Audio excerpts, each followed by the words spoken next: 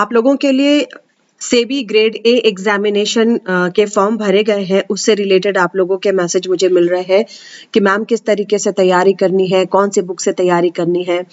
तो आप लोगों के लिए मैं ये एक छोटा सा वीडियो लेकर के आई हूँ। और to be very true student, मैं मेरा special paper econometrics and mathematical economics है, तो मैं हमेशा कोशिश कर रही थी कि मैं यूजीसी नेट का स्पेशलाइज्ड कोर्स दूँ। मगर अभी इतने सारे आप लोग स्टूडेंट और इतने सारे कोर्सेज के लिए आ रहे हो कि मैम सेबी ग्रेड ए का भी आप कराइए, तो चलिए बहुत ही अच्छी बात है। मुझे भी पता चल रहा है कि इतने सारे स्टूडेंट आप लोग वेरियस स्ट्रीम से आप लोग जुड़ रहे हो। और आप में से कम 20 स्टूडेंट्स के मुझे मैसेज हैं कि शिप्रा मैम सांख्यिकी ऑप्शनल के लिए भी आप बताइए। तो स्टूडेंट सांख्यिकी ऑप्शनल के लिए आप देखिए, मैं एक वीडियो ज़रूर लेकर के आऊँगी। शायद आप लोगों को कहीं भी डिटेल नहीं मिल रहा है, बट ऐसा नहीं है। मैथ के टीचर्स तो सांख्यिकी का बता देते होंगे, बट मैं उसके लिए भी लेकर के आऊँगी। तो आज हम शुरू करते हैं सेबी ग्रेड ए एग्जामिनेशन का, जिसके लिए आप लोगों के बहुत सारे रिक्वेस्ट हैं। Syllabus and strategy. सबसे पहले student, I am doctor Shipra Srivastava and I am UGC NET qualified student and I am PhD from Jammu University. And my special paper is mathematical economics and econometrics. And student, this is my mobile number. मैंने अपना mobile number बदल दिया है क्योंकि उस पर आप लोगों के कॉल नहीं लगते थे, और मेरे इस मोबाइल नंबर के बदलते ही आप लोगों के ढेरों कॉल्स आ रहे हैं। 8439069995।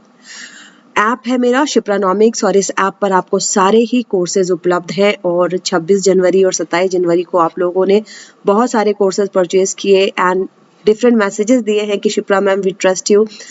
तो student, I won't let you down. आप लोगों के सभी के कोर्सेज पर मैं पूरा ध्यान दे रही हूँ और आप लोग अच्छा करो। Wish you all the best. And student, आज ये जो सेबी ग्रेड ए का सिलेबस मैं आप लोगों के लिए बताने जा रही हूँ, इसका भी कोर्स मैं डाल दूंगी क्योंकि ये सिलेबस बहुत ही छोटा है। ये सिलेबस बहुत ही छोटा है और अगर इसकी ऑनलाइन क्लासेस है, अगर आप ध्यान से थोड़ा, मेरे ख्याल से अगर आप 10 दिन भी इस सिलेबस पर दे देते हो ध्यान से, तो ये सिलेबस आपका कवर हो जाएगा। 10 से 15 दिन काफ़ी है। देखो, इसका जो नोटिफिकेशन निकला था 5 जनवरी को निकला था, और ऑनलाइन एप्लीकेशन का डेट 24 जनवरी 2022 था। एग्ज़ाम जो है फेज 1 और फेज 2 में लिया जा रहा है। सेबी का फेज 1 में ऑनलाइन एग्ज़ाम 20 फरवरी को है, ठीक है। 20 फरवरी 2022 को इसका फेज 1 का एग्जामिनेशन है, और फेज 2 का ऑनलाइन एग्जामिनेशन ये आपका मार्च 2022, 20 मार्च 2022। एंड पेपर 2 और phase 2 of information technology stream, तो चलो ये तो अलग है। Phase 1 paper 2 has the following 7 sections. इन सारे स्ट्रीम के स्टूडेंट आप लोग एग्जाम दे रहे हो, जिसमें accountancy, management, finance, costing, companies act, economics. मैंने आप लोगों को एक वीडियो बना के बताया था कि अगर आप इकोनॉमिक्स के स्टूडेंट हो तो आप बहुत ही लकी हो। आप लोगों के लिए बहुत अच्छी वैकेंसीज आती हैं, तो ये भी वैकेंसी बहुत ही अच्छी है। और देखो, इसमें सिर्फ कुछ ही कोर्सेज के लिए वैकेंसी आई है। Economics is one of them, है ना। इकोनॉमिक्स, कॉमर्स, अकाउंटेंसी, मैनेजमेंट, ये सारे ऑलमोस्ट एक ही स्ट्रीम के होते हैं। अब हम आगे चले, इकोनॉमिक्स में क्या आपको पढ़ना है स्टूडेंट। बहुत ही इजी सिलेबस है मेरे अनुसार। आप अगर 15 से 20 दिन मेहनत कर लो, 15 से 20 दिन मेहनत करके अगर इसका मल्टीपल चॉइस क्वेश्चन का सीरीज बना डालो, कोई दिक्कत नहीं है। डिमांड एंड सप्लाई, मांग और पूर्ति, मार्केट स्ट्रक्चर, ठीक है। यहाँ पर केवल मार्केट स्ट्रक्चर दिया हुआ है, तो मेरे अकॉर्डिंग जितने भी टाइप्स हैं मार्केट के, वो सारे आपको पढ़ लेने हैं। And only demand and supply. लेकिन देखो, सिर्फ डिमांड और सप्लाई ज़रूर लिखा हुआ है, बट मैं सजेस्ट करूंगी इलास्टिसिटी ऑफ डिमांड, और उससे रिलेटेड जो भी टॉपिक्स हैं एक बार पढ़िए ज़रूर, ठीक है। National income concept and measurement, macro का भी छोटा सा पोर्शन आपको दिया हुआ है, national income concept and measurement.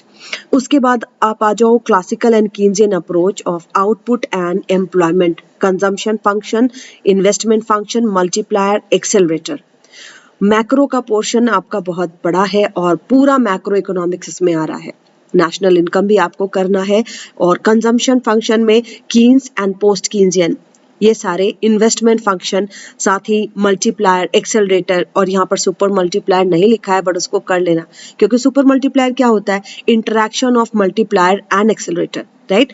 तो ये आपका मैक्रो का पोर्शन जो है वो काफ़ी डिटेल में है, माइक्रो डिटेल में नहीं है, बट आई विल सजेस्ट इसको डिटेल में ज़रूर कीजिए। मार्केट स्ट्रक्चर तक ही करना है, डिस्ट्रीब्यूशन नहीं लिखा, वेलफेयर इकोनॉमिक्स को मेंशन नहीं किया है।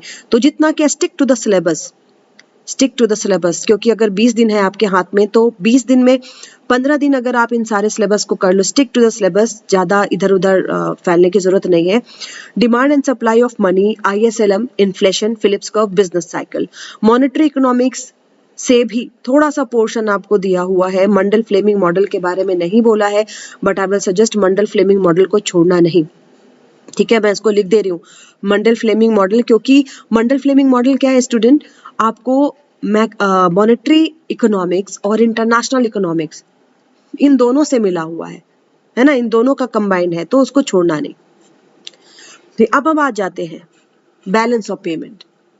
ठीक है, balance of payment, foreign exchange, market, inflation, monetary and fiscal policy, NBFCs।